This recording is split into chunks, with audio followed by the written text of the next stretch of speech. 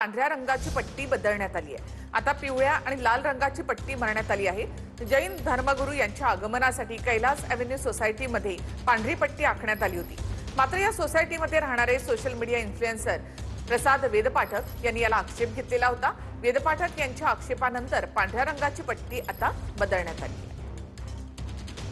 चातुर्मास निमित्त जैन धर्मांमध्ये पाहिलं तर जैन मुनींना ज्या सोसायटीमध्ये बोलवलं जातं त्यांचा आदर सत्कार केला जातो। मात्र आपण अशा सोसायटीमध्ये आहोत ती घाटकोपर या सोसायटीमध्ये पाहायला गेलं तर या जैन मुनी हे येणार होते। त्या अगोदर त्या ठिकाणी जे पायवाट आहेत, फ्लेवर ब्लॉक आहेत, त्याच्यावरती पांढरा रंग मारण्यात आला होता। प्रकारचा पांढरी पट्टी मारणं हे अयोग्य असल्याचं प्रसाद वेदपाठक यांनी सांगितलं होतं आणि सोसायटीची मीटिंग झाल्यानंतर आता पुन्हा जे फ्लेवर ब्लॉक आहेत पिवळ्या आणि लाल रंगाचे त्याच रंगाचा रंग या पांढऱ्या पट्टीवरती चढवण्यात आलेला आहे।